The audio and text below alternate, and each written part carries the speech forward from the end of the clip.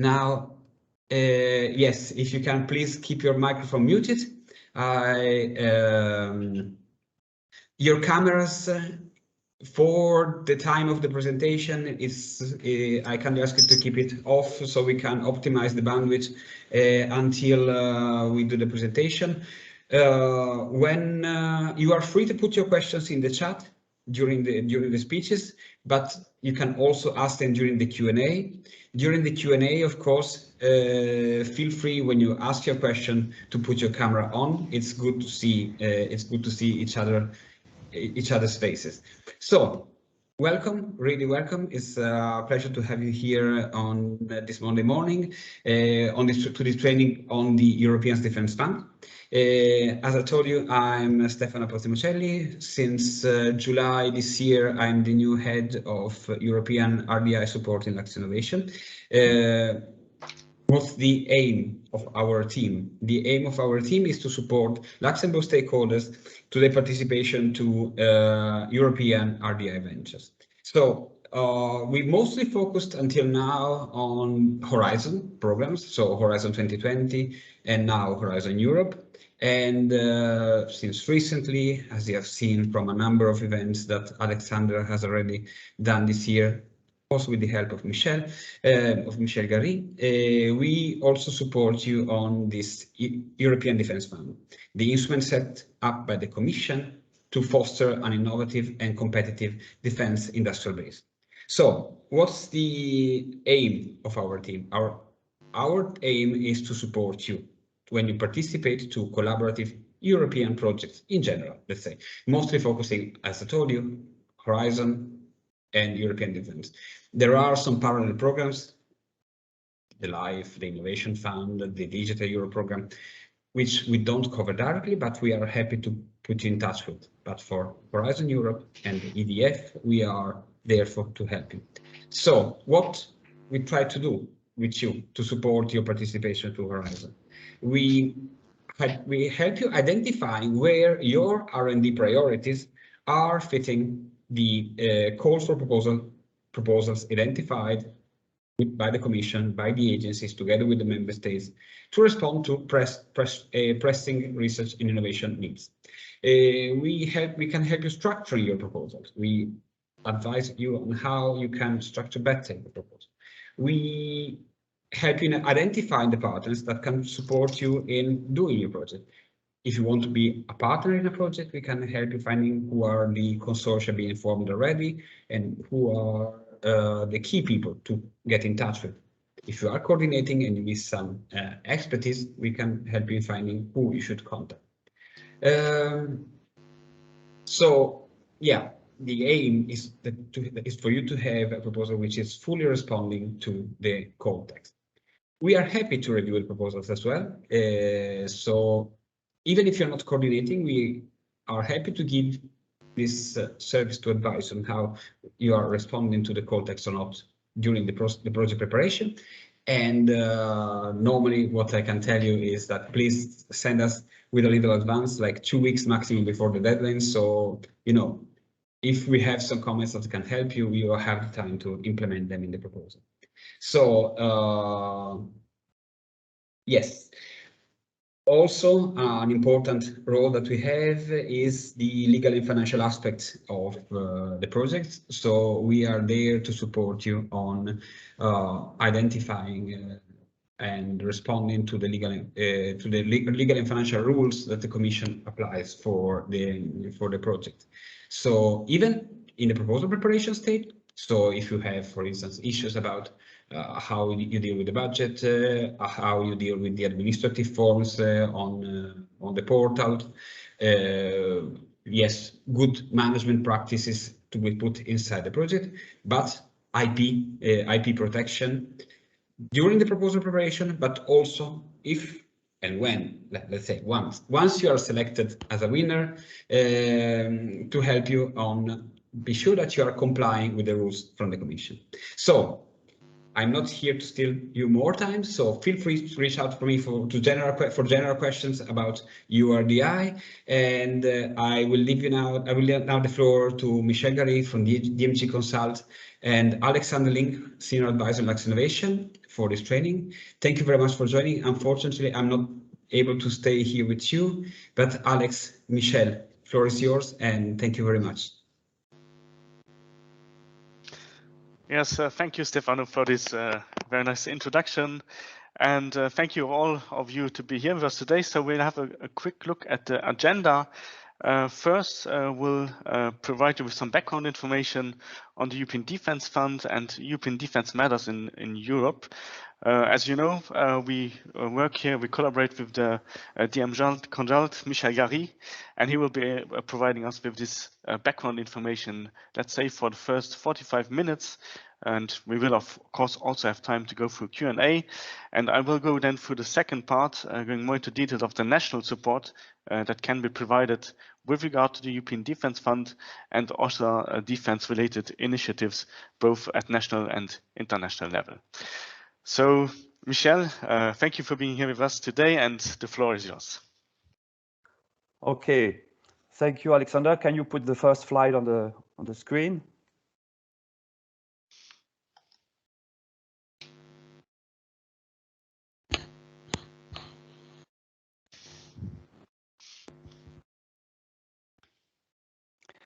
Okay, so I'm Michel Gary. I'm French. I worked in the Ministry of Defense in France, and was recruited in the European Defense Agency when it was created. And I am managing consulting activity for industry. And since April, I was contracted by Luxinnovation to support you on the European defense market. So this, the aim of this training session is to be in position to seize business opportunities in European defense affairs. Next one.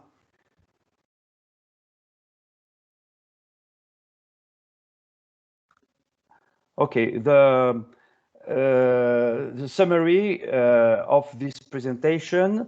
First, I will remind you or inform you of the relevant European institution in the defense business. Second slide, next one. Then a focus on the European Defense Agency, EDA, which is a relatively new agency dealing with defense business.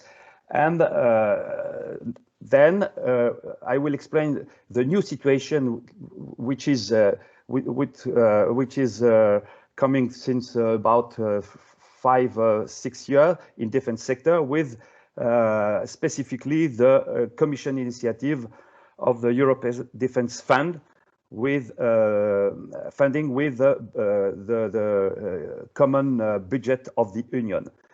And I will make a focus on the call of this year in order to describe roughly what is the content of this different call, and then a useful point of contact and internet links in order to concretize some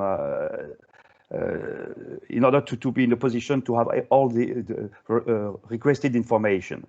So next one, please. So the different security and defense relevant institutions. First, the European Council.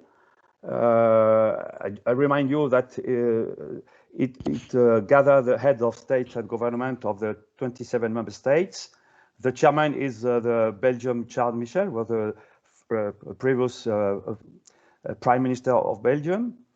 And this institution is supported by the General Secretary of the Council. So I won't read all the bullet of the slide. You will get the slide, and you have all the possibility to read at home or the slide. Next one, please. The Council of Europe of the European Union is the gathering of the minister of the member states. There are 10 configurations of the council. And the Council, what is very important to understand is the co-legislator with the European Parliament for the decision on budget and on regulation. That means the legal act of the European Union. For example, the regulation of the European Fund was co-adopted by the Council and the European Parliament. We have to notice that the Foreign Affairs Council configuration is only one configuration to have a permanent president for all, which is the Mr. Borrell, the High Representative of the Union for Foreign Affairs. All the other configurations are played by the minister of the country who is leading the presidency. I remind you that the presidency of the European Union lasts 6 months. Next one, please. European Parliament. So it is the only institution directly elected by the citizen. Just for the record, the Luxembourg has 6 members of parliament. And again, the European Parliament co-decides with the Council of the main items, and particularly in the defense business. 2 relevant committees, the committee dealing with industry and research, ITRE, and the subcommittee of the Foreign Affairs, Security and Defense, who is involved in all our business issues, defense business issues. Next one. The European Commission. Since a couple of years, 5-6 years, European Commission become an actor very important in the defense business. There are the European Commission usually publish communication which has information paper coming from this institution, and propose directive and regulation which will be adopted by or co-adopted by the Council and the Parliament. There is a college of 27 commissioners, and the most relevant commissioners in the defense business are, just a minute.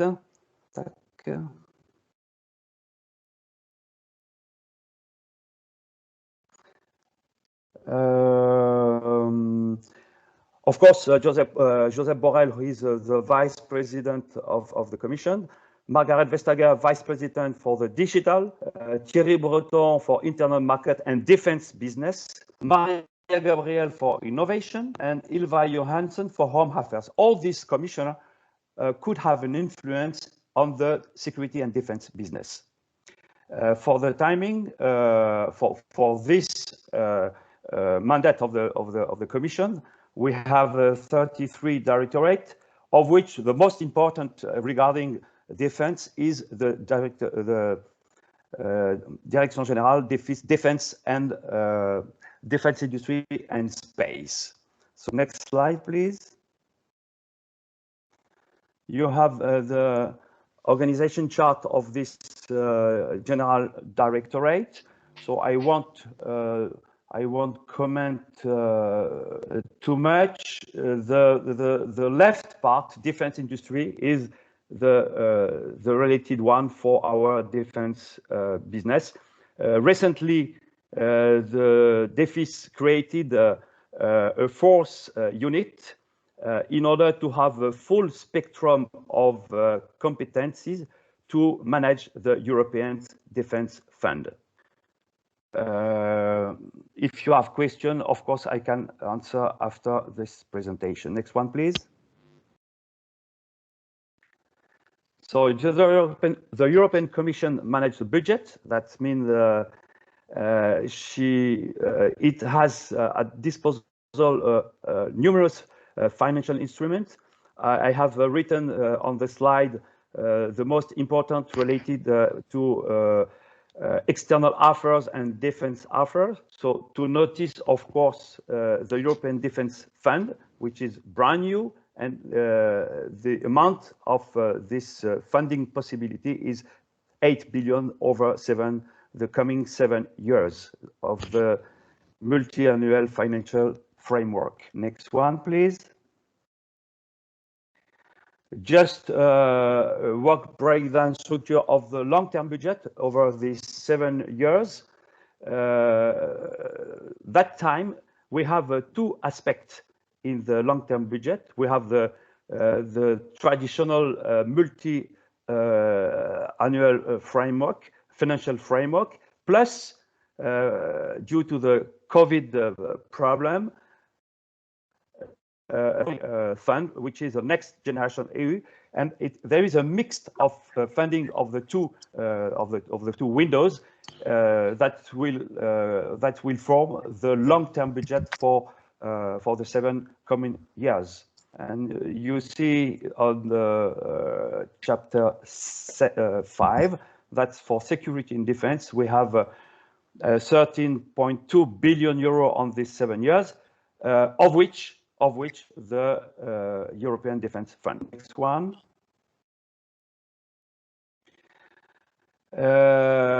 Among the body, we have the European External Action Service, which is an inter-institutional body, because between the Council and Commission, the boss of the European External Action is at the same time Vice President, Mr. Borrell, Vice President of the Commission, and High Representative for the member state. That means the Council, the intergovernmental aspect. So it is a kind of diplomatic corps of the EU, plus a function related to defense and security. It manages the embassies of the European Union among the world. We have 151 delegation or embassy led by ambassadors, and this delegation plays a role again on the commercial aspect with the third country in order to use the union budget for supporting the third country, including in the defense and security aspect. So I don't detail all the bullets. Next one, please. Now the political military bodies, which are more focused on our defense business. First, the Political and Security Committee, which is composed by the ambassadors of the 27 member states, by ambassadors of the 27 member states. For Luxembourg, it is Ambassador Patrick Engelberg, who is representing Luxembourg in this committee.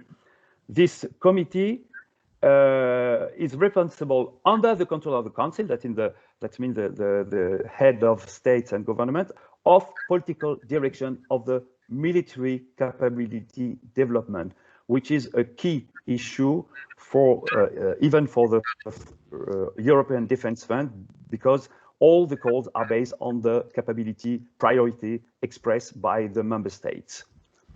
The PSC benefits of the advices of the EU Military Committee, which will come now. Next slide, please. The European Military Committee is the highest military body in the European Union. It's composed by the Chief of Defense of the member states. For Luxembourg, the military representative is Colonel Marc Cassel from the Defense Direction of Defense, and this EU Military Committee express recommendation for the Political Security Committee, for the ambassadors, and as well give direction for the military staff I will describe now. Next slide, please.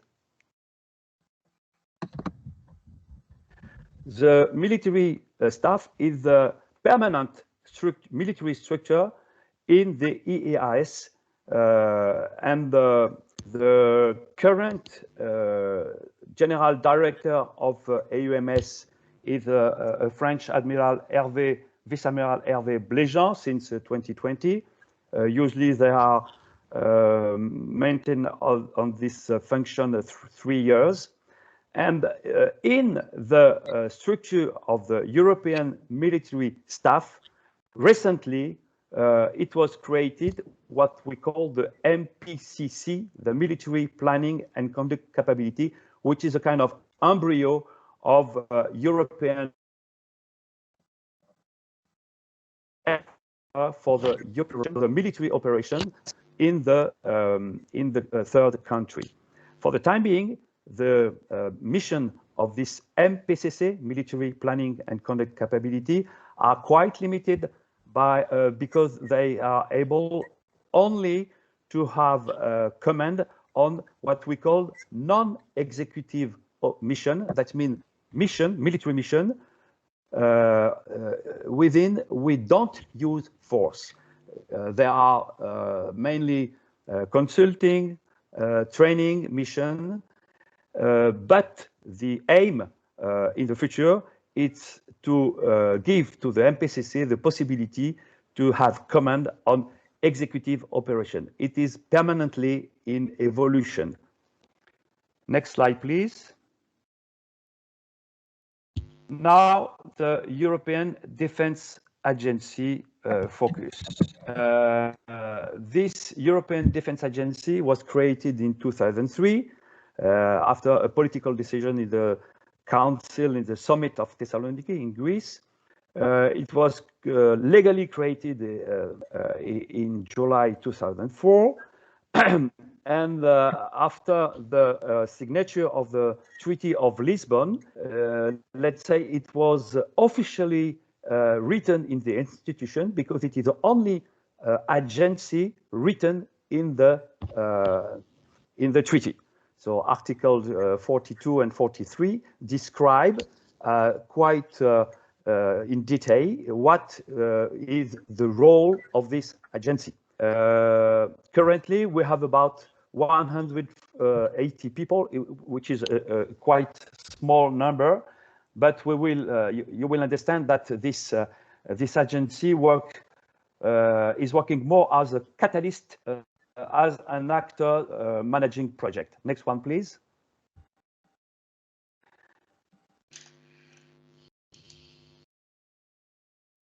Is it the correct one? Yes. So 26 members, because among the 27, only Denmark is not participating in the defense business. That means the EDA has 26 participating member states. We usually the name of we usually call them participating member state, PMS, and the UK left the European Defence Agency since the Brexit. Everybody is aware about that. Next slide, please. What is the EDA position within the institution? We have this institutional triangle between Council, Parliament, and Commission. Mr. Borrell, you see the picture of Mr. Borrell, is the boss of the EDA. And as I said previously, EDA is a political instrument. It acts as catalyst and use the competencies of the member states to manage projects. That's why the number of employees is quite reduced in comparison with NATO, for example. Next slide, please. What are the missions?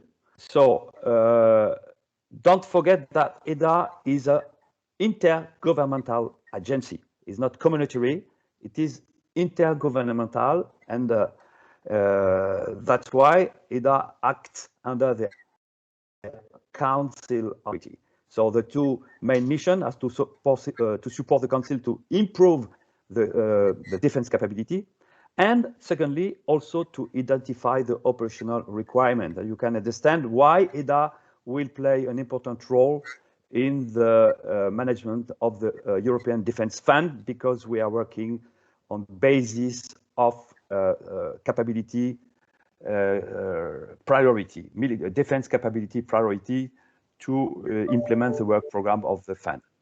Next one, please. The rough EDA organization. So we have Mr. Josep Borrell from Spain, head of EDA. The chief executive was recently appointed in early 2020, coming from Czech Republic, Jiri Sedivi. The deputy is coming from Finland, Mr. Olli Rotulu, and they have in the EDA we have three operational directorate.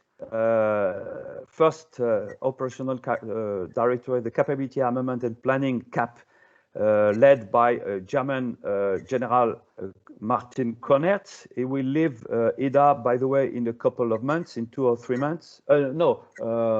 Yes, at the end of the year. Second directorate, Industry and Synergy Enabler, ISE, led by Spanish former Navy officer, Fajardo. This directorate is the link with industry, with you. And one of the activity is to organize information meeting for the industry. And through Luxinnovation, you will be aware about the next workshop or webinar organized by this directorate to inform about the EDA activity. Third directorate, Research and Technology Innovation, RTI, led by a French general, Ripoche, which gives input in the program committee of the Fed regarding the R&T priority that we have to cover. And the last but not the least, corporate services, led by Luxembourg Madame Jeanette Manderscheid. All the contract activity are managed by this corporate services directorate. Next one, please.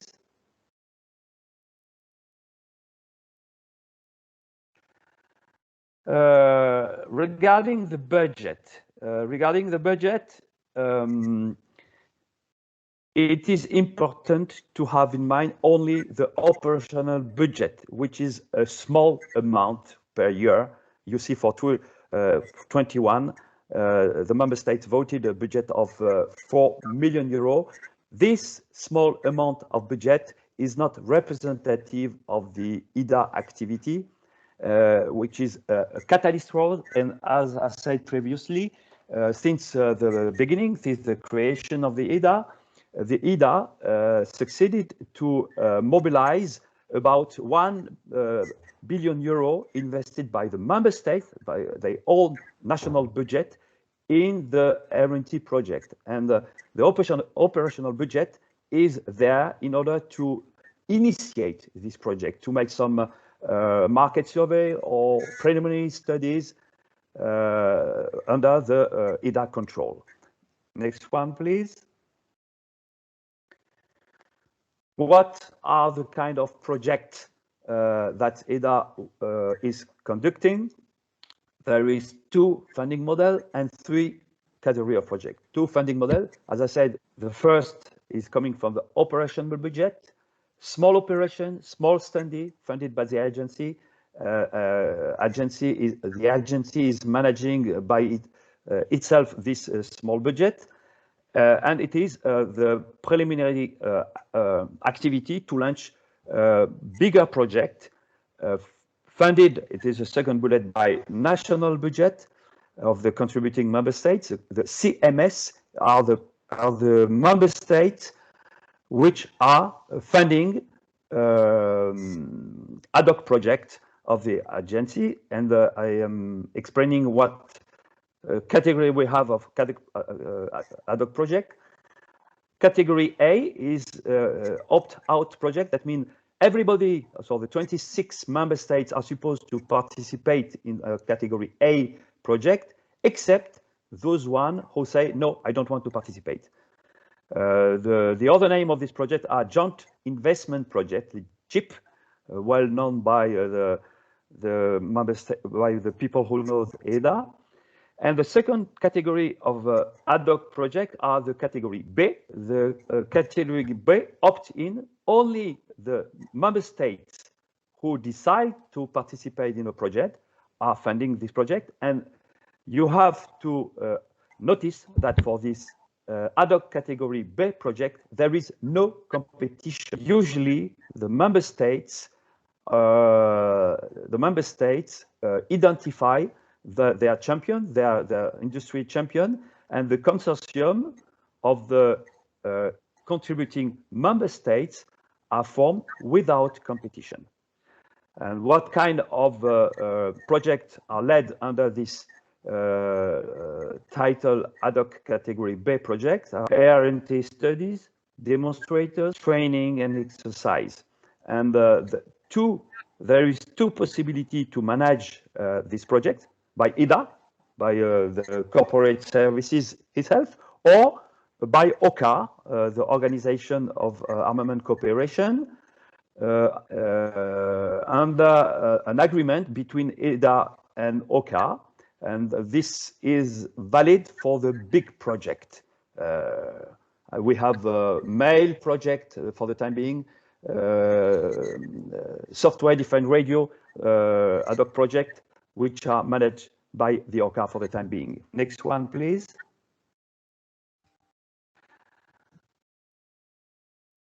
How it's working. For the administrative mechanism, so there are 4 configurations of the steering board. First, the ministers themselves meet twice a year in order to take decision on the EDA business. Then a second configuration with national armament directors. Third configuration with the R&D directors, and the fourth configuration with the capability directors of the member states. The decisions are taken by qualified majority for the 2/3. It is quite new in the defense business, where before the creation of EDA, it was a unanimity rule. So that's the first time that with the EDA creation, that in defense business decisions are taken by qualified majority. Then, in order to prepare the steering board, we have network of POC, point of contacts, and national experts, and this POCs, point of contacts, gathering before each steering board configuration in order to prepare the agenda, to prepare the decision. So that's a very important working group where the decisions are prepared. And third aspect of the EDA, integrated organization. That means the concept is to mix the operational requirement, the people who are explaining operational requirement with the people from the procurement agency or the procurement department of the member states, in order to have an integrated process in order to generate project. And the concrete activity made in the framework of this integrated organization are the PT, the project team, PT, just about before the end, the PT. There are, for the time being, 21 PT, and these PT are working in order to initiate program, to have a program which could be funded by the member state, by national budget, or to be funded by the fund, which is the new instrument to be used in the defense business. I give you some example of PT. Next one, please. So this slide, which is, by the way, a slide established by the EDA, explain what is the current approach for the time being, which is to define the priority in terms of capability and R&D, and to go to the impact. That means to have the capabilities, the defense capability available within the member state. So first aspect, first rectangle, the common priority setting, the CDP, the capability development plan. This process encompasses 4 strands. The first strand is the capability shortfall identification by the military entity of the European Union, by the CMS, by the AEMS, the military staff specifically, and the representative of the military representative of the member states here in Brussels. Then the second strand, which is the lessons learned strand, based on the current military operation abroad in the third country. So we have to learn on the lessons. And the third strand is the national plan and program, which is CODABA. I will explain a little just after what is CODABA. This is a database on the program. And the fourth strand is long-term aspect. What will be the next threat? What will be the next context in terms of climate, for example, in terms of respect of the nature and so on. So the CDP is taking also into account the research activity through the overarching strategic research agenda, OSRA. I will explain a little bit later what is OSRA, and have contact, of course, with the NATO approach in order to be consistent with the NATO defense plan, in order not to duplicate effort of the member state and the allies, which are, I remind you that we have 21 members of the European Union and the NATO. So in order not to be redundant and to provide unuseful effort, there is a strong contact with NATO during the capability development process. The second rectangle is the CARD, Coordinated Annual Review on Defense. It is something quite new. It gathers the Minister of Defense, and it aims to have a full picture of the capability landscape in the member states in order to, at the end of the day, identify cooperation opportunities. And in order to concretize this cooperation opportunity, it is the third rectangle, PESCO. We have many possibilities, or not many, but at least 4 possibilities.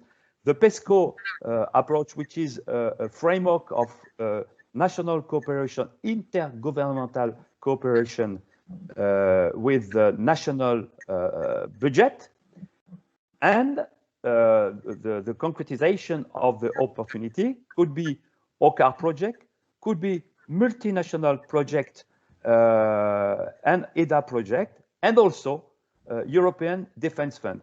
In other words, when the CARD, between the Ministry of Defense, have identified cooperation opportunity, we have 3, 4, 5 financial instrument to possible implementation of the project, national budget, OCAR, where the member states put their national budget. EDA project could be ad hoc project or operational budget project, and the European Defence Fund. And at the end of the day, the final aim is to provide capability that the member state will own. They will buy the capability because for the time being, there is no European capability owned by the European Union. The capability, the military capability, are owned by the member state. And that is the final aim to this coherent new approach of the EDA, which includes, of course, the initiative of the Commission, the European Defence Fund. Next one, please. Yes, small detail on the European of the Capability Development Plan. The CDP, you will see the CDP written in the work program of the Fed in the call. So that's why it is important to have in mind what does it mean capability development plan. I got just at the end of this slide, taking into account the described previously. The one outcome of the CDP is to draft what we call the strategic context cases, SCC. The approach of this process is based on the capability priority to try to have roadmaps with concrete projects with source of funding identified in this SCC. Just for your information, the SCC, the strategic context cases, are available for industry on request on the platform, on the dedicated platform of the European Defence Agency. And we will see with Luxinnovation how to give you access to this platform in order to have a possibility to read and to take knowledge of these strategic context cases, which are the basis of the capability defense priority expression. Next one, please. Yes, the 11 capability priority sectors of the CDP are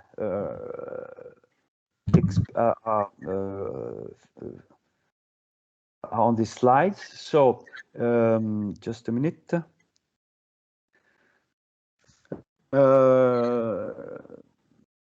So we have four domains: command and control, land capability, maritime domain, and air domain. And under these four main domains, you have 11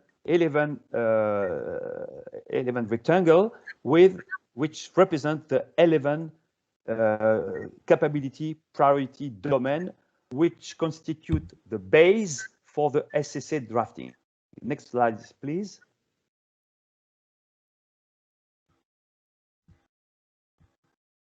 Yes, the process is described here. You see the third rectangle, strategic context cases, which aim to first have a landscaping of the priority and to try to design, to identify work program within or outside the EDA framework. Outside the EDA framework, that means Fed as well, European Defence Fund, EDF, sorry, EDF as well, for national development, multilateral development, or development within the EDA context. Next one, please. Here are the 11 priority are a little bit more detailed. Just on the left, on the right of the slide, you have the status of the SCC process for the time being. You have to notice simply that the SCC comprises two parts. One part, which is a landscaping, and for this part, the industry is consulted by the European agency to give input. And the second part, which is only member states, eyes, is aiming at defining the concrete project that we will have to launch in the future in order to have at disposal of the member states the related and the required capability, military capability. The last, the SCC will be regularly adapted. Again, they are available with the support of Luxinnovation on the EDA prioritization platform. Next one, next slide, please. Now, how works the card?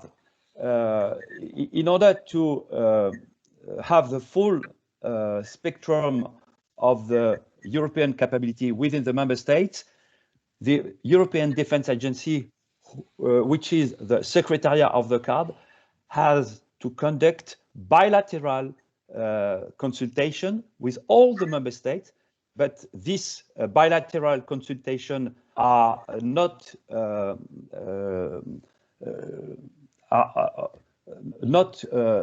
communicated to the other member states. It is only bilaterally with this rough information rough data coming from the member state.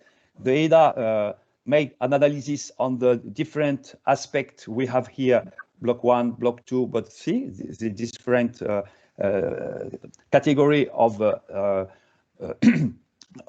strength for the capability for the planning of the member states in defense business, and then they made a report. And the last report to the Ministry of Defense of the member state was made last November in 2020, which this report identified cooperation opportunities, and then we will have to find the best way to concretize this opportunity of cooperation through the different instruments, including the European Defence Fund. You have to notice that EDA acts as secretariat of the card process. Next one, please. A word on the permanent structure cooperation. So the PESCO is a cooperation framework which was defined in the Treaty of Lisbon, but the Council, the member states, spent a long time after the signature of the treaty in order to concretize this possibility of cooperation. The Council is the decision body. The EDA again act as PESCO Secretariat. What does it mean? It means that when the member states are proposing a project to be conducted in cooperation, the EDA assess if it is relevant or not, if it is duplicating activity, it is duplicating all the activity already launched in the framework of the European Union. That means EDA make a kind of filter on the project proposed by the member states, and it resulted in, for the time being, 3 waves of project. The first wave was launched in 2018. The second wave in end 18, and the third wave. Okay, now we have 3 kind of project. We have 47 projects for the timing ongoing, and the next wave is planned in November 21. Important to take note that if one of these PESCO projects is part also of the work program of yearly work program of the European Defence Fund. It will give the possibility to have a bonus of funding by the Commission. We will. I will explain that a little bit more in detail after that. And the rule now for the PESCO approach is to have new wave of project all the odd years. That means it will be in 23. The next one is 21 in November, and after that it will be in the 23.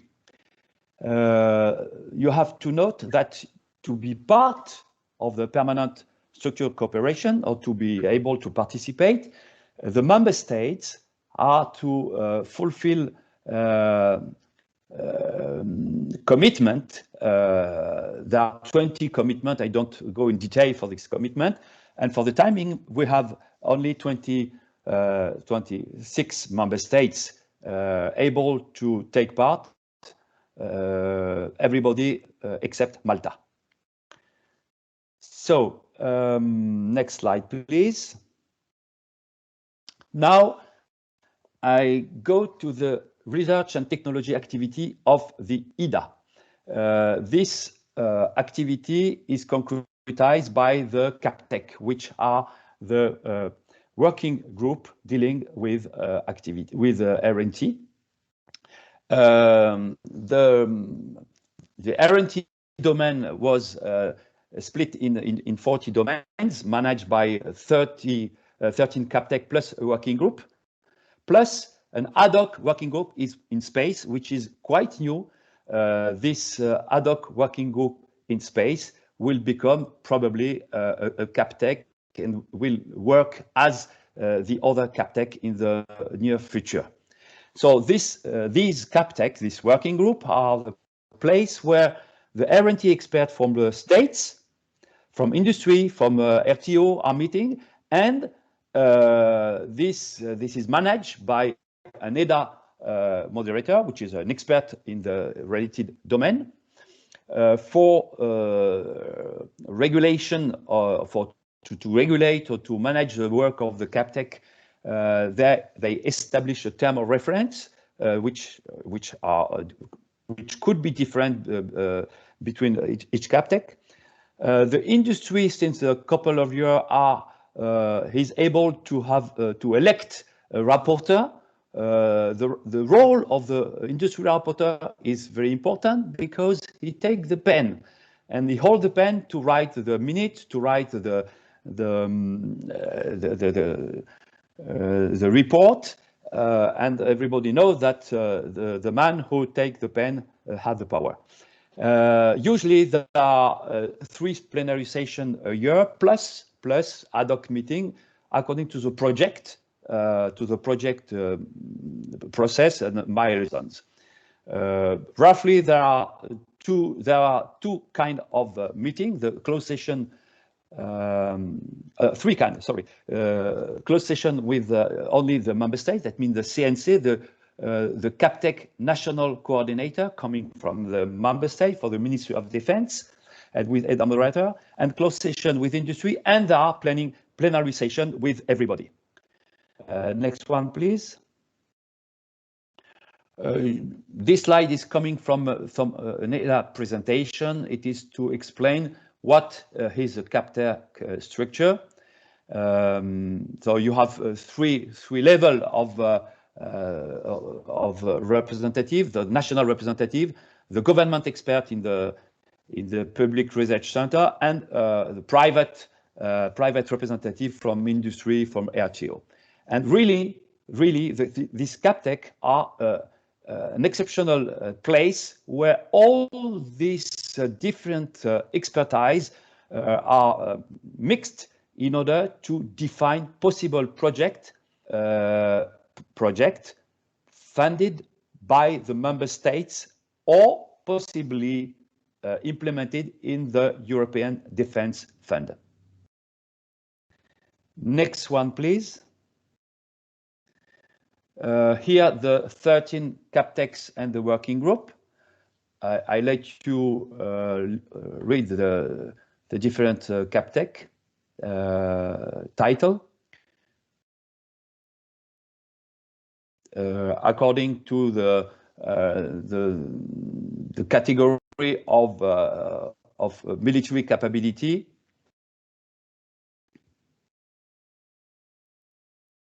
And these CAPTEC are really the place where the industry engagement is concretized.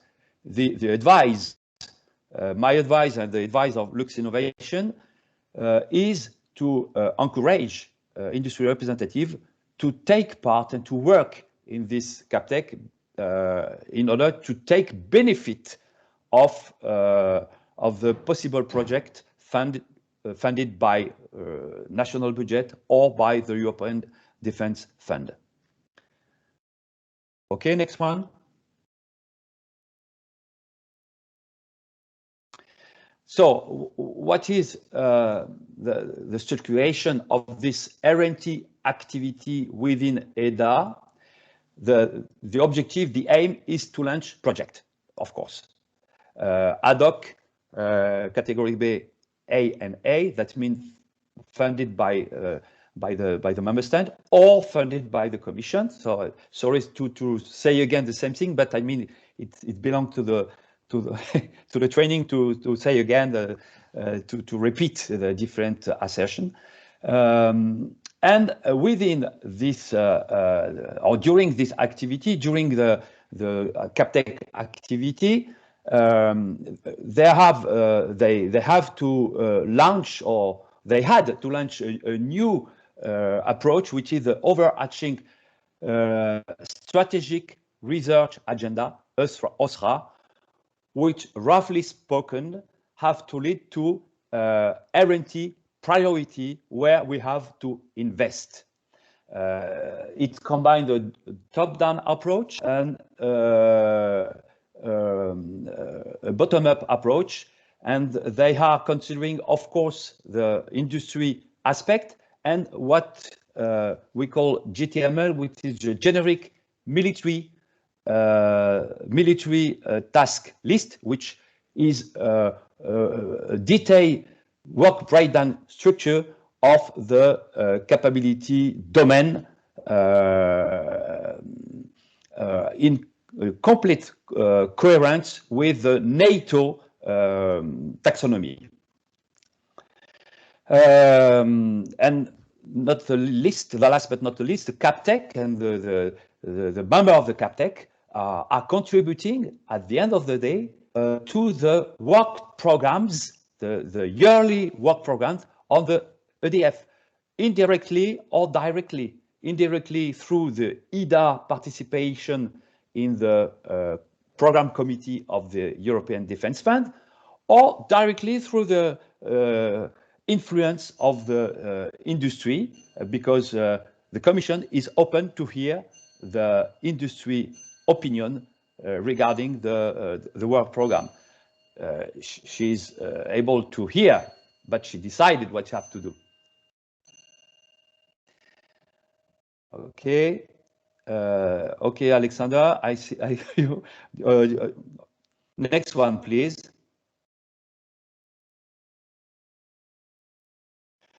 OSRA. So I will go quite rapidly. As well as the strategic context cases, the OSRA building blocks and the roadmaps are available on the EDA platform that you could have access with the support of Luxinnovation.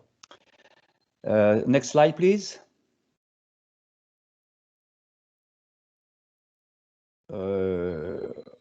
Okay, next slide. So now, what is the new situation in terms of defense in the European Union? It started about 5 years ago. And the most important concretization of this new situation is the launch of the European Defence Fund.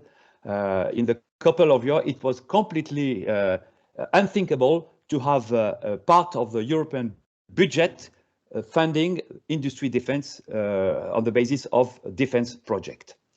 Next one, please. So this European Defence Fund started with a preparatory action. Sorry, the European Defence Fund has two windows. First, a research window, and we'll see after a capability window.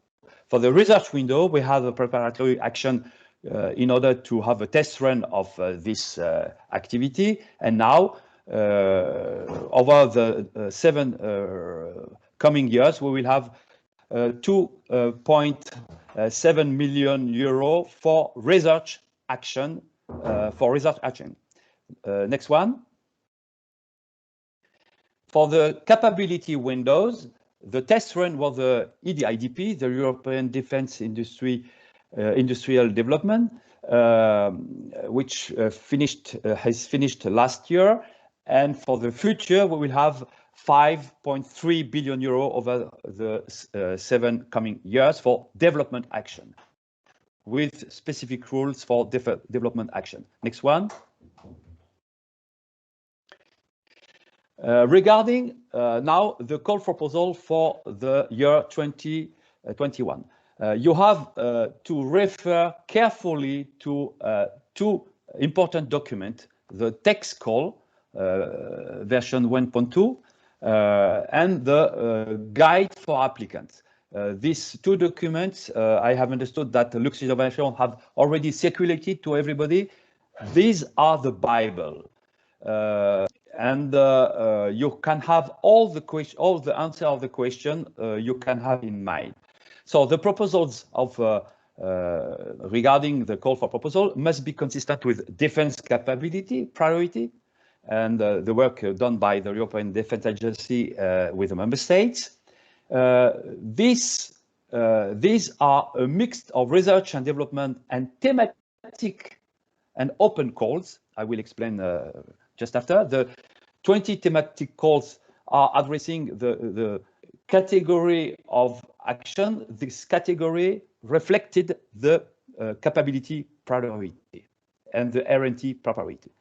So 20 thematic call, and of which 1 on research for disruptive technology. Why thematic? Because the member states identify together and harmonize together the topics and the specification, the functional requirement regarding this thematic call, which is not the case for the open call. You have the 4th bullet, 3 open call, for of which 1 is addressing disruptive technology without detailed common requirement, and 2 dedicated to SME, 1 for research, 1 for development.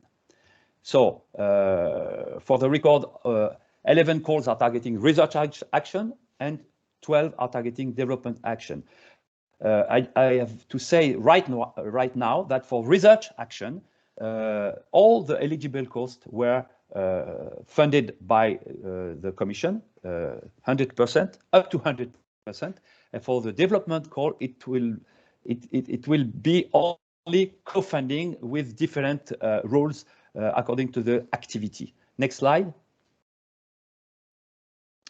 So I listed in the 3 coming slides the different category of call, and you can read on the call text the detailed specification challenges, the scope of the call, of the topic, the targeted activity, and the functional requirement, again, functional requirement recognized by the member states. These are very important guidelines in order to establish the proposal in the framework of a consortium. So we can go for the next slide. Go also for the next slide. Next slide. Next slide. So we had 13 categories of call, and for each category of call you are interested in, I recommend you to go to the call text and to see what should be the content of the topic. Sometimes the call has 1 topic. Sometimes the call has 2 or 3 other topics, and for each topic you have the precise description of what the Commission is expecting in terms of scope, in terms of impact, in terms of activity targeted. it is better to have to refer to this document and to read carefully at home in detail what are the expectations of the Commission regarding each category of call. You see on the three slides, I put also the amount of budget dedicated to this call. It is a maximum amount, of course, and it could cover many proposals from the different consortium that will apply for this European Defence Fund 21. Next slide, please. Call of research and yes. Okay. This call describe precisely the operational requirement, the requirement, the functional requirement regarding research activity of this call with 4 topics. Next one, please.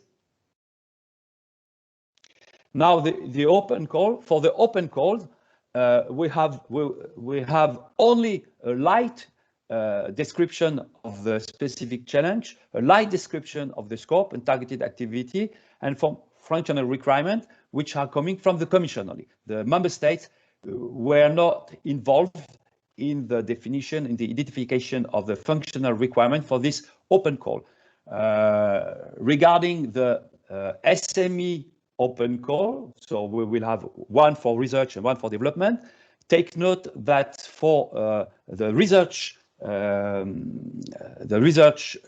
call, you could have research organization in addition to SME, but in the limit of 40% of the eligible cost. For the development call SME, you should have only SME, and the coordinator should be an SME. Next one. Condition of call.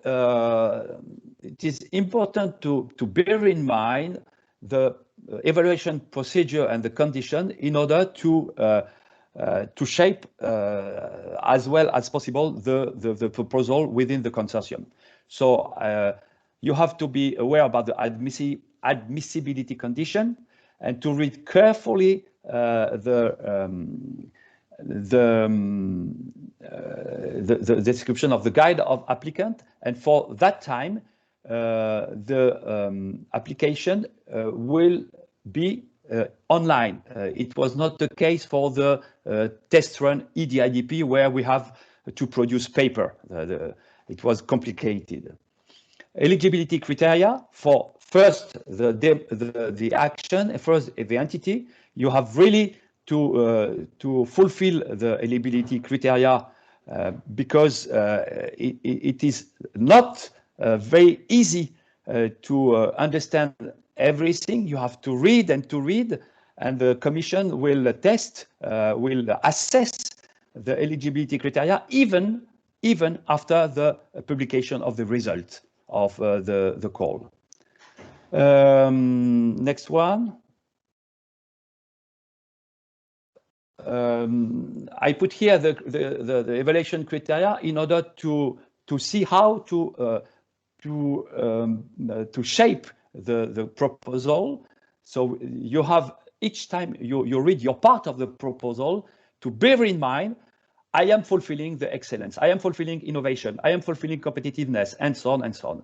It is important to bear permanently in mind the evaluation criteria. Next slide. That's the coefficient of the criteria regarding research action and development action. Next one, please. Here you have the different activities. The different activity you can propose for research action and you can propose for development action. You see what is authorized for research and for authorized with development action. And here you have the funding rate with the possibility of bonus in the column maximum here, according to the fact to have a, for example, a PESCO project in your proposal, or to be relevant with a PESCO project, or to have involve SME or mid-cap, which gives additional bonus and which led to the maximum funding rate you have on the right side of the slide. So you have the first 4 activity. Now, next slide, you have the following activity.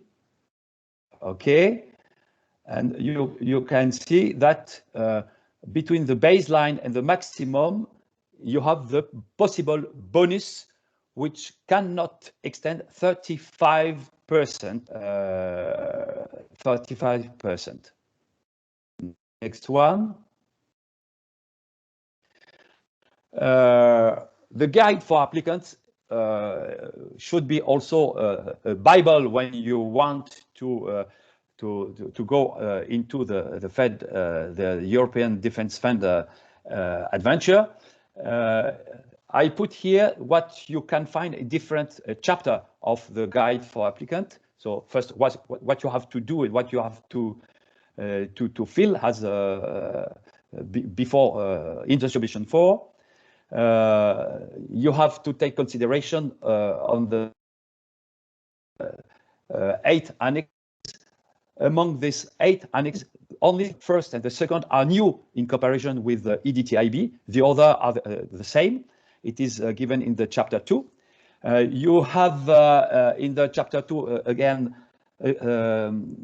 very valuable advices in order to try to be successful, and to how to write the part B. That means the technical description of your proposal.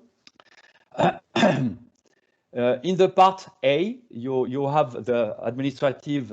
You will have to fill online with the administrative data coming from the the consortium leader or coordinator will have to fulfill with the data coming from the other member of the consortium. And in the part A SUP, you will have to first to fill in the different annexes and then to upload it on the portal. Next one, please. Here, the description of the 2 annexes, of the 8 annexes.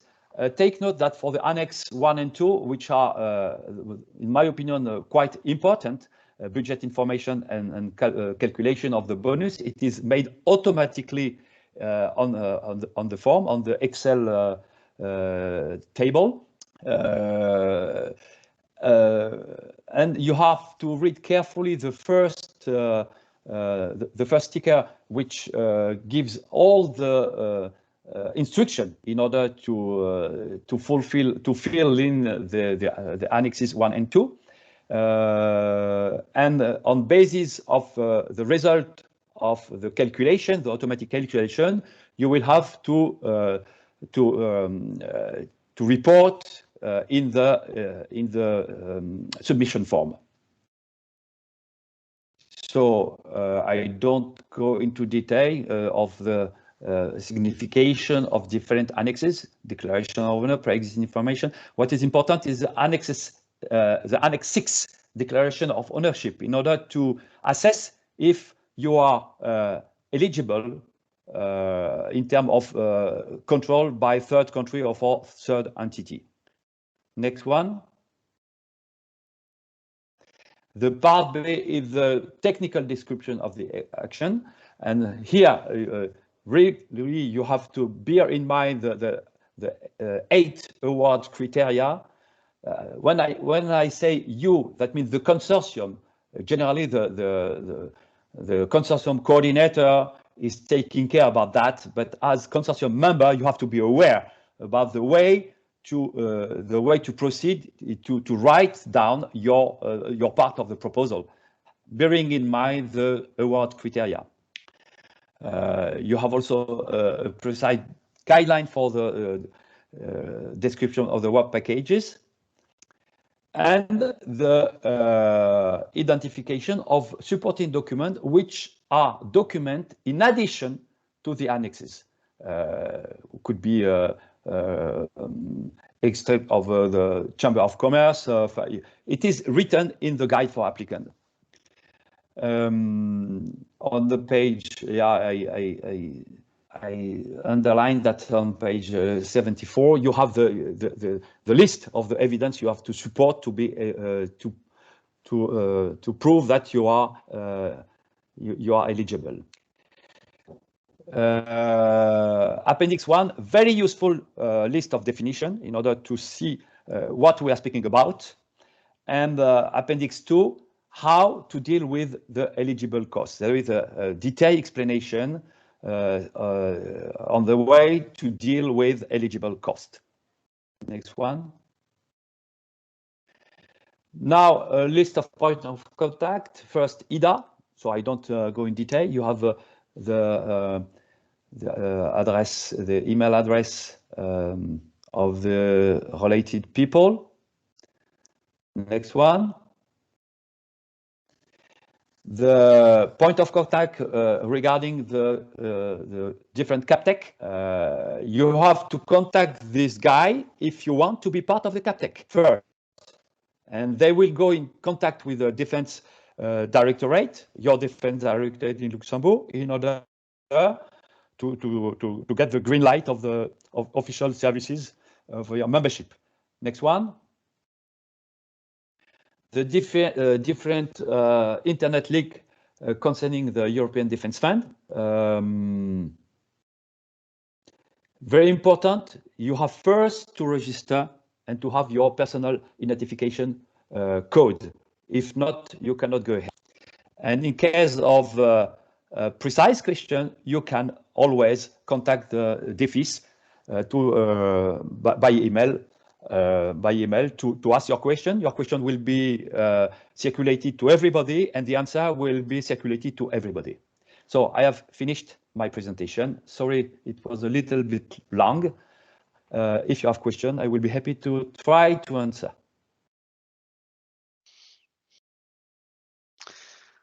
So thank you very much, Michel. Very interesting indeed. I think it's important for you also going for the European Defence Funds really to have this background information on the constitution, but most of all on the different organizations such as the European Defence Agency and how they define the priorities when it comes to defense-related R&D matters. So I would just like to open the floor for possibly 10 minutes and have a round of questions. So we'll just quickly go through the chat. So I think the first question came from Mrs. Moser. So could you please describe the application process for research actions in particular? So it's a very large question. Research action, first you have to bear in mind that it will be funded up to 100% of the eligible cost. So that's a fundamental difference between the development action and research action. But the first thing you have to do is to seek a place in the consortium. As I understood from Alex, most of the Luxembourg enterprise don't want to be a coordinator. They would be happy to be part of the consortium. So the first aspect is to have the possibility to be part of the consortium. Using all the possibility you have, the B2B activity, and please use the DEFIS Info Day on the 15th of September and the 2 days after, which will give you the possibility to get contact with other actors. I hope that Alexander circulated to you the result of the previous test run with all the successive company of the European Union for PADR, that means the RNT test run. Your question were related to R&D. So look on the PADR result, which company were successful and which potential contact you could have with this company in order, again, to find out for you the place you could have in a consortium. Then the consortium will start it with a technical meeting, webinar, VTC or live meeting, in order to share the work between the member of the consortium and to organize the work of the consortium in order to draft the proposal. That's the way you have to be confident with the coordinator. And most probably for the big company, they will be able to deal by themselves the administrative part, and for the SME consortium, even for research, it will be recommended to have a consultant. Personally, I was a consultant for 2 consortium for the EADP, and I can assure you that it is a lasting work to deal with administrative aspect. So I don't know if I answer your question, but first, find your place in a consortium. Yes, maybe just complementary. In fact, so we have been sharing also this information, and you can also have access to the list of beneficiaries from the last precursor programs of the European Defence Fund at the site of Luxinnovation. Maybe a second question then here also from Stephanie Östlund. So the question is about the application process. Is it similar to the Horizon Europe projects? And if yes, what are the differences? Okay, so there is, of course, specificity, and the specificity is that the member states are strongly involved in the application process. For development action, for example, you cannot submit a proposal without the formal support of 2 member states at least. Formal support which will take the form of a LOI, letter of intent, signed by at the high level of Ministry of Defense, with generally additional documents which are initial common requirement in order to demonstrate to the Commission that for this development action, the member states agree commonly, at least commonly, to the content of the project. So that's a fundamental difference between application of Horizon project, where you don't have any specification, you don't need to have support of the member states. But what is similar is the articulation of your proposal. I had the experience last year that the company who already had the experience of Horizon 2020 could have a better approach on how to draft the proposal. So that means I am speaking about the B part, the work package description and so on. But again, the difference is you have to fulfill with priority expressed by the member states in terms of capability, in terms of R&D. That means you have permanently to try to be consistent in your proposal drafting with this constraint. Thing that you don't have, you won't have with Horizon project. Thank you very much. And then maybe to extend also on this question, on this discussion, there's a question about the model grants agreement. Are we here talking about similar models than in Horizon Europe?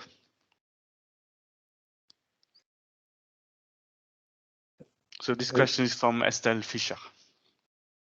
Estelle Fischer.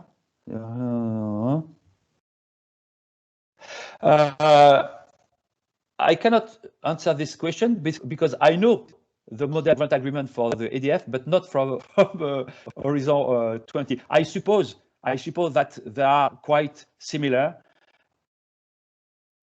because at that stage of the process, we don't have to speak with capability of priority or member state support. It is only a question between the consortium and the Commission. Sorry, but I don't know the model grant agreement of Horizon, but I guess it should be quite analog. Yes, and I think we will certainly also get more information of that. So, Madam Fischer, we will be able to get back to you on that. Yeah, but Alex, the model agreement is available. I suppose you already circulated the model agreement for the EDF. Well, it's in within the annexes. Then yes, everybody got the documents. Okay. Yes. Maybe then just two last questions then before going on to the next part of the training session. So quick questions. First of Dermot Doyle. So actions which get 100% funding, I suppose, Michel, it's only the research actions. There's no development actions which gets 100%.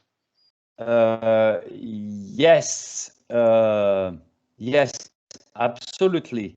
I can say also that for the development action, which are co-funded in different level according to the activity, there is a trick within the consortium. You have to choose what part of interesting activity you will have to put in first line, where you will get 100% of the funding. Example, if you choose design activity and prototype activities, if you reduce the prototype activity, you will have more funding because will be of the. I am speaking about activity, not action. Yeah, refer to the table I put on the screen where you have the possible funding rate according to the activity. Have a look on that. But roughly spoken, research action will be funded up to 100% of the eligible cost, and development action will be only co-funded. The rate depends on the combination of activity you will have in your project. Great. Then maybe just a last question from Florent Cochet. So is it mandatory to get 3 companies from 3 different countries on any call in the frame of EDF? Not exactly. There is only the possibility to have 2 members for the disruptive open call.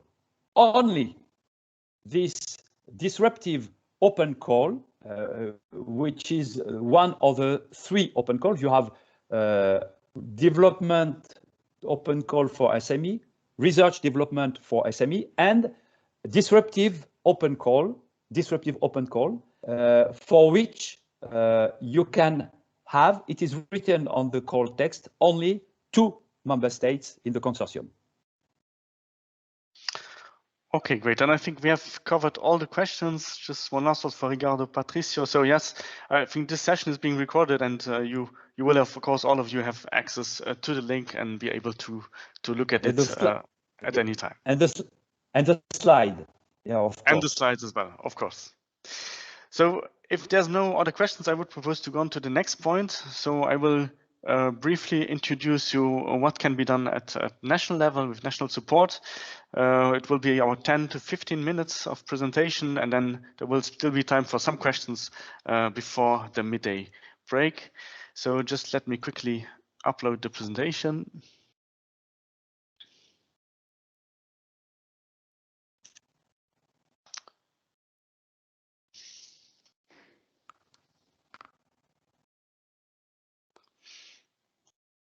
There we are.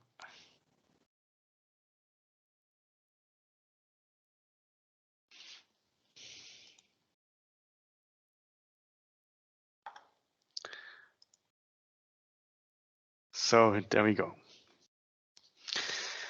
So yes, I think Stefano, my colleague, made already an introduction on behalf of Luxinnovation. So I believe you all know the innovation agency, and as you probably then also know, we are or Luxinnovation is the national contact point for Horizon Europe programs, and has also national representatives in the different working groups of the European Commission. Now, for the European Defence Fund, it is quite similar, where I have actually recently been appointed by the Directorate of Defence as a national focal point for the European Defence Fund programs. Now, the role of Luxinnovation goes also beyond that, as we're also taking a leading role in the European Defence Agency working groups, and I think Michel Gary mentioned it quite deeply, the European Defence Agency and its capability, CAPTEX. The working groups take quite an important role, and this is also important that we can work towards those working groups. Now, as for Horizon Europe, EDF is also about competitive and collaborative projects. So it is therefore important for you to know that Luxinnovation can support you throughout the whole application process and also beyond. So if you have an idea or already more concrete project in mind, we can help you to identify the EU funding relevant opportunities. We can support you in identifying excellent partners.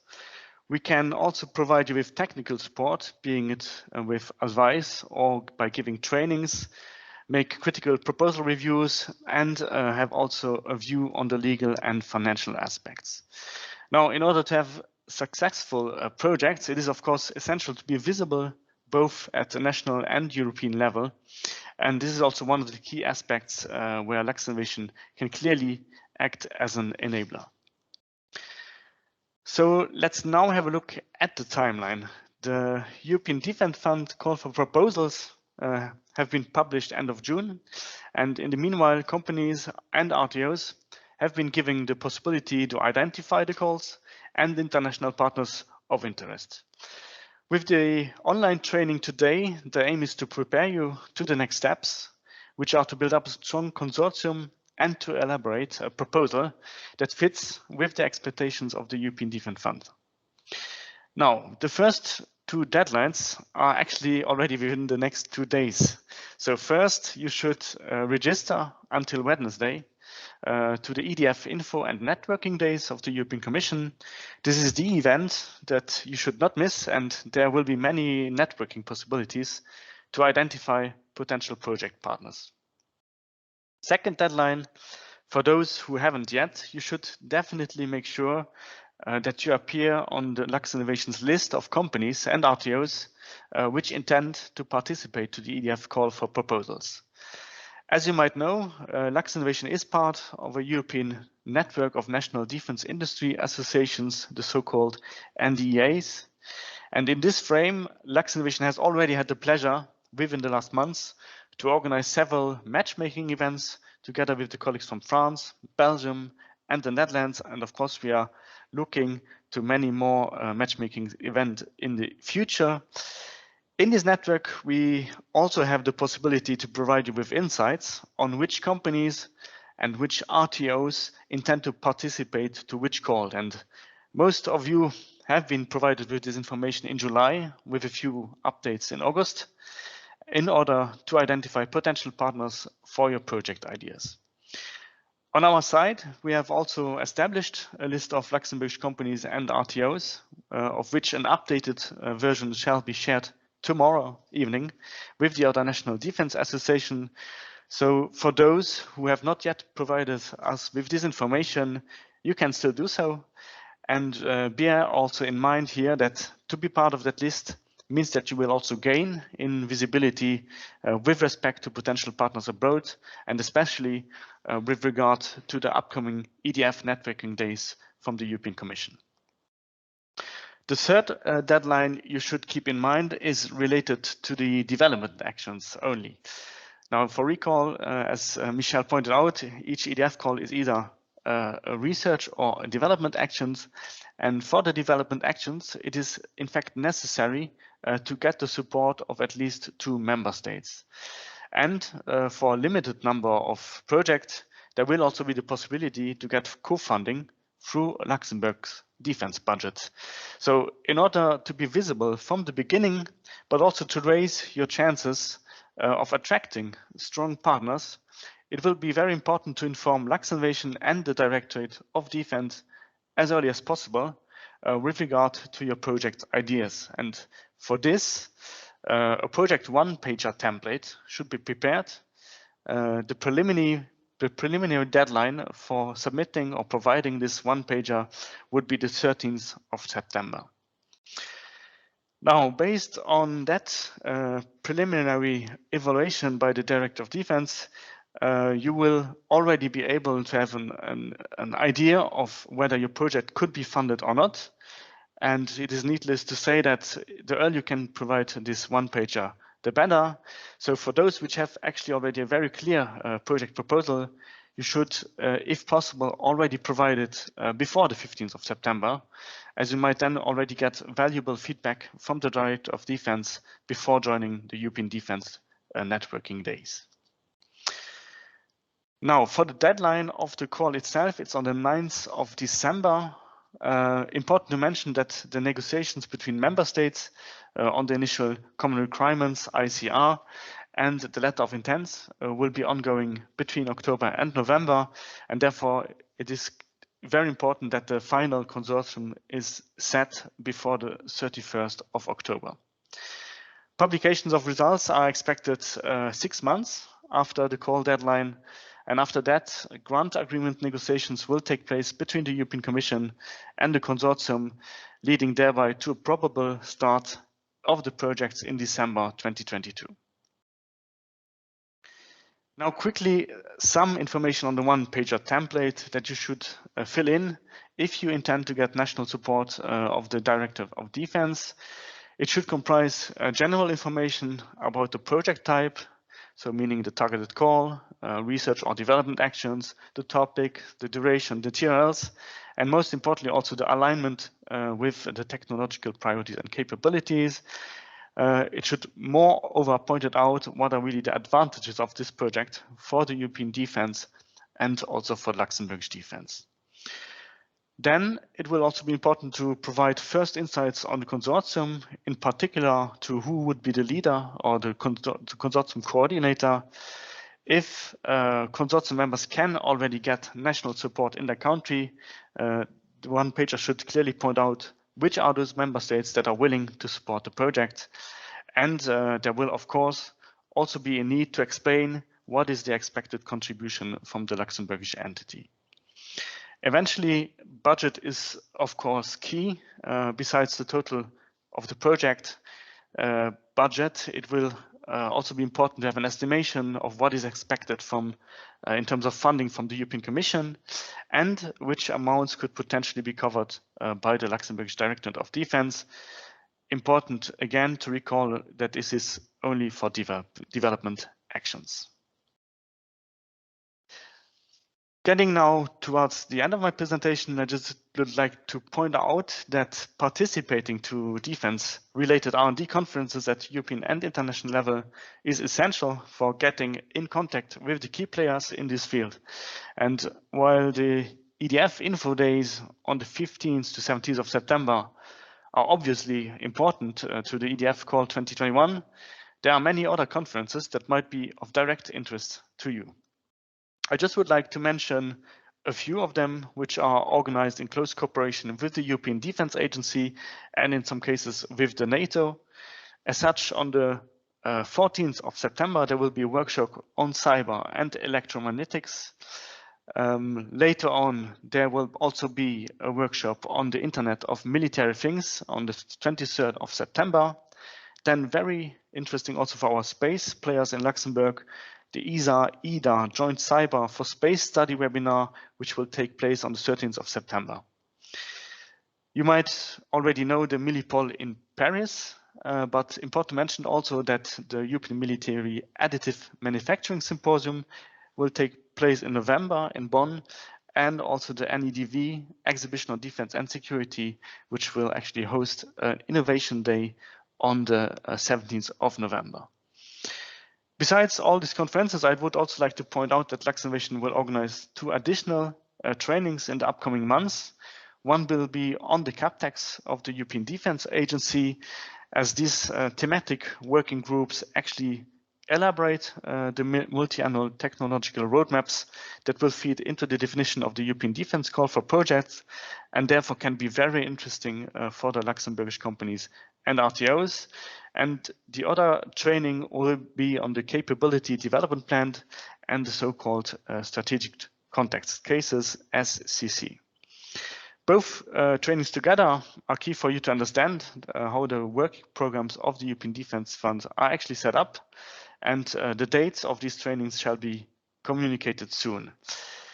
Then also a quick outlook on the next European Defence Fund Info Day at national level. We have organized the first one in June this year, and the next one this time related to the EDF call 2022 might take already in December or possibly then in the beginning of next year. Just be informed that there will be one. And then also for all those who are really interested in getting regular updates on key events to be taken into account, be informed that Luxinnovation will set up a new service within the next weeks with a monthly newsletter on key events. So to finish my presentation, just a few recommendations. Please make sure that you be included on the National Defense Industry Associations list from Luxinnovation. So we have our deadline until tomorrow for sharing it again with the other NDAs. And also make sure to participate to the EDF Info Days and Networking Days. The subscription deadline is on Wednesday. Then, for those who have already a concrete project idea, please provide it to us and the Director of Defense as early as possible, and you will be able to use these one-pager templates that we have been providing some information on. So ideally, you can already provide it to us before the 15th of September, but at latest, it should be received at the 13th of September. And then finally, also some advice that's really be ready to engage with defense actors and consortia and be reactive, because in the end, we do get regular expressions of interest of companies, of national defense industry associations, of MODs abroad. And in this case, it will be very important that we know that you are willing to go for the project and that you're able to act very quickly.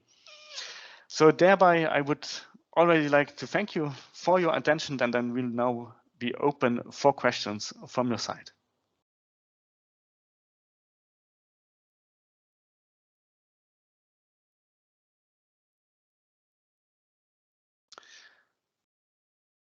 So I'll just have a quick look at the chat if there's any questions.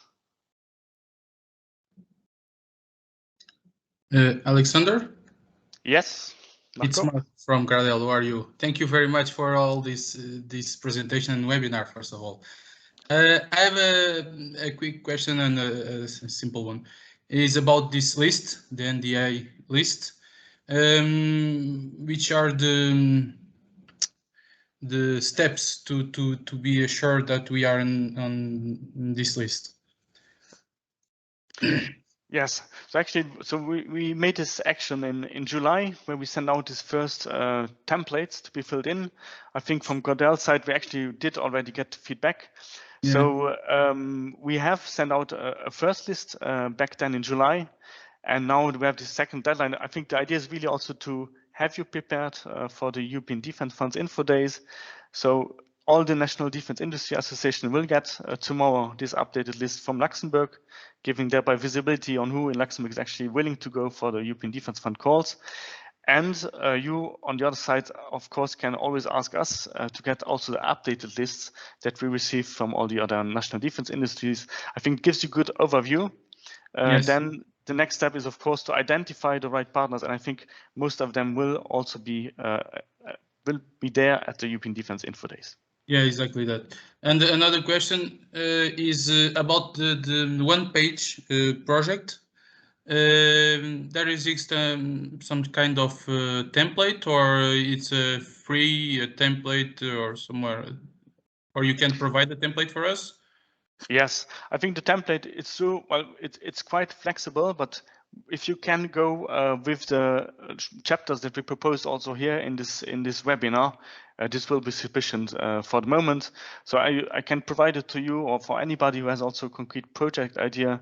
I will send you this details, a list of information that would need to be provided. Thank you very much. Then I see also another question from Dejan Petkov. Yes, hello. Thanks.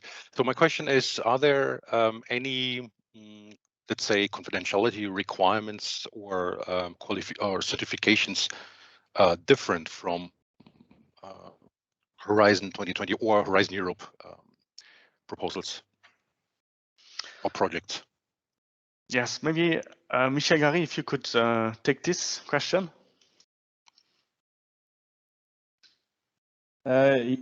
Yes, you hear me? Yes. Yes. I didn't understand 100%. You are speaking about confidentiality of the proposal? Yes. Yeah. Any specific requirements or certifications that would be formally required? Yeah. To Yeah. run the project. Okay. In fact, it depends first on the proposal of the consortium. If you declare that you will deal with classified information, you will have rules. I mention all the documents that you have to fulfill, but there is a security document that you will have to fulfill. For example, to declare that you will follow the national rules of security of classified information or the European one. So, but it belongs first to the consortium to declare to the Defense Directorate, yes, I will manage in my project classified information or not. I should recommend to you not to have this difficulty, except if you are in a consortium led by a big company with the habit to manage this kind of difficulty. But again, it's up to the consortium, according to the nature of the project, to declare yes or not, I will have to manage classified information. May I launch a follow-up question? Yes. What's the general difference in? Sorry? Depending on whether such a declaration is made or not. Say again, because I didn't hear the. Okay. Is there a difference in? I mean, there must be a difference in how information, confidential information, or general information will be dealt with by the Commission side. It depends. Is there a difference in reporting or something like that? Yeah, probably.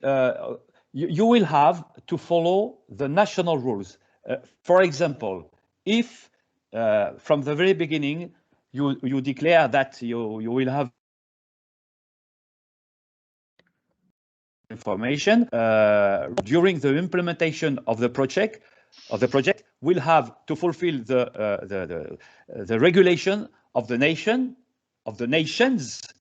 If you choose this way of working, if you choose the Commission rules, you will have to fulfill this rule during the implementation of the project. You cannot have an open meeting, for example. You will have to follow the regulation that you have to fulfill, usually with your national authority in the Ministry of Defense, when you have to deal with the classified information. For example, a web conference team probably won't be possible during the implementation of the project. Okay, I will, sorry, just I have to seek, there is a document regarding this aspect. Just a minute, if document reference, yes.